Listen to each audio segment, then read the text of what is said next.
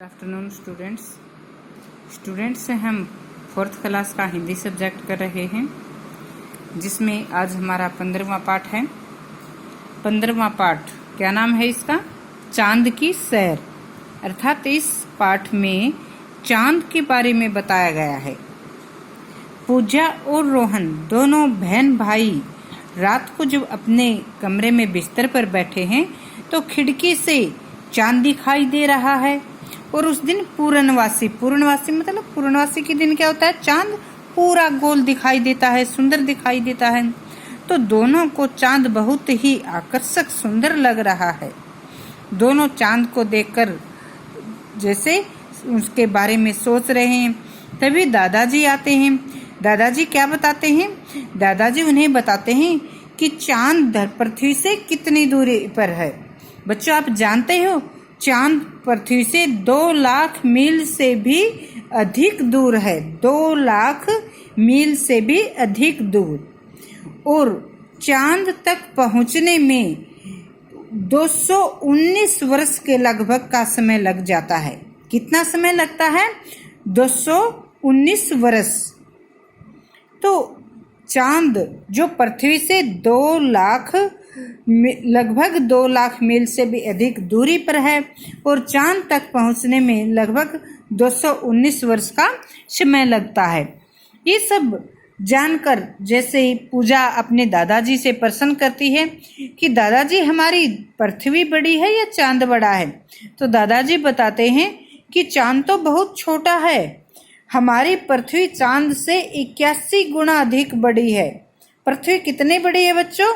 चांद से 81 गुना अधिक बड़ी है। ये बात सुनकर बच्चे बहुत ही हैरान हो जाते हैं। और फिर बच्चे अगला प्रश्न क्या करते हैं कि चांद में पेड़ पौधे तो होंगे। दादाजी उन्हें बताते हैं कि चांद पर पेड़ पौधे नहीं हैं और वहाँ पर पशु पक्षी आदि भी नहीं हैं। क्यों? क्योंकि वहाँ पर हवा नहीं है। चांद पर हवा न होने के कारण वहाँ पर कोई जीवन नहीं है, न ही तो कोई वनस्पति है और न ही कोई जीव जंतु वहाँ पर रहते हैं। और इस प्रकार से वहाँ पर लोग बहरे के समान होते हैं, मतलब वहाँ पर आवाज भी नहीं सुन पाते हैं। देखो बच्चों, हवा के माध्यम से ही हम कुछ बोलते हैं, तो हमारे जो ध्वनि तंत्र है वो हवा के माध्यम से ही दूसरों तक पहुंचते हैं। यदि हवा नहीं होगी तो हमारे मुख से निकले वो ध्वनि तंत्र दूसरों तक नहीं पहुंच पाएंगे। तो इस प्रकार से वहां पर कोई दूसरे की आवाज नहीं सुन सकता, सभी बहरे के समान ही लगते हैं। फिर बच्चे पूछते हैं कि चांद पर जो ये बड़ी बड़ी आकृतियां चांद पर नजर आती हैं, ये क्या है? तो बच्चों, आप जानते हैं जो ये बड़ी आकृति से नजर आती हैं, ये वास्तव में चांद के धरती पर बने गहरे गड्ढे हैं, जो कि जमीन में ज्वालामुखी के कारण बने हुए हैं। चांद पर बच्चों 15 दिन तक तो लगातार दिन रहता है और 15 दिन तक रात। 15 दिन तक लगातार दिन, 15 दिन की ही वहां पर रात होती है। ये सुनकर बच्चे बड़े खुश हो जाते हैं और कहते हैं कि फिर तो वहां पर बच्चे बड़े मजे से सोते होंगे। बच्चों को, जैसे कि आप भी हैं बच्चों को पढ़ने से बड़ा डर लगता है, पढ़ाई से डरते हैं और सोने में उन्हें बड़ा आनंद मिलता है। तो 15 दिन रात की बात सुनकर ये बच्चे जैसे खुश हो जाते हैं। फिर बच्चों, एक दादाजी ने एक और अन्य बात क्या बताई कि चांद पर जैसे जो लोग चांद पर जाते हैं, वहां पर हम यदि कोई भी कंकड़ फेंकते हैं तो वो हवा में ही रह जाते हैं, नीचे पृथ्वी पर नहीं आते। क्यों? क्योंकि वहां पर गुरुत्वाकर्षण शक्ति नहीं होती, बहुत कम होती है। गुरुत्वाकर्षण शक्ति के बारे में तो बच्चों आप जानते होंगे ना। जैसे कि हम लोहे की कोई वस्तु होती है, उसके पास कोई चुंबक ले जाते हैं, तो वो वस्तु क्या होती है? लोहे का जो टुकड़ा होता है वो चुंबक की तरफ खींचा होता है उसका।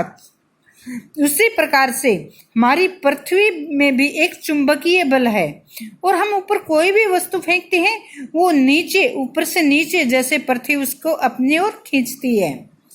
लेकिन चांद पर ऐसा नहीं है। चांद पर यदि हम छलांग लगाएंगे तो हमारी थोड़ी ही छलांग भी बहुत लंबी लगेगी। तो चांद पर गुरुत्वाकर्षण बल जो है ये कितना है, पृथ्वी का जो गुरुत्वाकर्षण शक्ति का छठा भाग ही चांद पर है, मतलब केवल छठा भाग, पूरे का एक छठा हिस्सा ही वहां पर है। इसलिए हम किसी को भी हाथ से उठाना यदि चाहें तो कोई भी वस्तु आसानी से उठा सकते हैं। बड़े से बड़ा पत्थर भी वहां पर आसानी से उठाया जा सकता है। बच्चों, अंतरिक्ष में जब हम जाते हैं वहां पर, तो क्योंकि वहां पर चुंबकीय बल नहीं है तो इस प्रकार से चलते नहीं है, बल्कि हवा में ही सभी उड़ते हैं, तैरते रहते हैं, अंतरिक्ष के अंदर तैरते रहते हैं।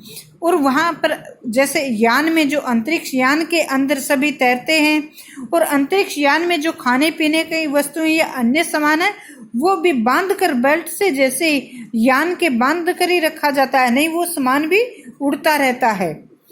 बच्चों, आप जानते हैं जो अंतरिक्ष यात्री होते हैं वो अंतरिक्ष यान में कैसा भोजन करते हैं? अंतरिक्ष यात्री केवल शक्तिदायक कुछ पौष्टिक गोलियां ही खाते हैं। जैसा हम करते हैं वहां, वैसा भोजन अंतरिक्ष यान में नहीं किया जा सकता। वे केवल शक्तिवर्धक गोलियां खाकर अपनी भूख शांत करते हैं, और जब प्यास लगती है तो फलों का कुछ जूस पीकर ही जैसे अपनी प्यास बुझाते हैं। चांद पर सबसे पहले कौन गया था? चांद पर सबसे पहले नील आर्मस्ट्रांग कब गए थे? 21 जुलाई 1969 को। 21 जुलाई 1969 को नील आर्मस्ट्रांग जो सबसे पहले चांद पर गए थे। इस दिन अंतरिक्ष यान जब वो चांद पर गया तो उसमें वो अकेले नहीं थे, बल्कि 2 अन्य यात्री भी थे। कुल 3 यात्री जैसे अंतरिक्ष यान से वहां पर यात्रा के लिए निकले थे।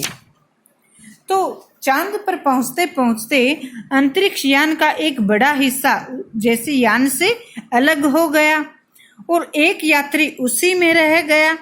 2 यात्री जो चांद पर पहुंचे तो उनमें सबसे पहले जब अंतरिक्ष यान का दरवाजा खुला तो नील आर्मस्ट्रांग ने ही सीढ़ियों से धीरे धीरे जैसे उतरकर चांद पर अपना पहला पांव रखा। तो इस प्रकार से ये चांद पर पहुंचने वाले पहले व्यक्ति बन गए। इनके बाद इनके जो दूसरे सहयात्री थे, कौन थे? एडविन आर्थ ऑल्ड्रिन। एडविन आर्थ ऑल्ड्रिन भी चांद से उतरे और दोनों चांद पर चलने लगे। चलने में उनको कुछ दिक्कत हो रही थी क्योंकि गुरुत्वाकर्षण बल नहीं था, तो जैसे वे लड़खड़ाते हुए वहां पर चल रहे थे। फिर बच्चों वे चांद पर वहां पर पहुंचकर उछले खुशी से। खुश क्यों हुए? क्योंकि वहां से उन्होंने अपनी पृथ्वी को देखा। देखो बच्चों, पृथ्वी पर से तो हम हमेशा चांद को देखते हैं, लेकिन चांद पर से अपनी धरती को देखना थी ना बड़ी मजेदार बात। और इसीलिए दोनों यात्री खुश होकर खुशी से उछल पड़े। वहां से हमारी धरती बहुत ही सुंदर लग रही थी। उन्होंने अपनी पृथ्वी की कुछ फोटो भी वहां से ली और चांद की जमीन से कुछ मिट्टी कंकर इकट्ठा करके थैलियों में भरा और फिर वापस आ गए। तो ये चांद की सैर जो पाठ से हमें चांद के संबंध में कुछ महत्वपूर्ण जानकारी मिली है।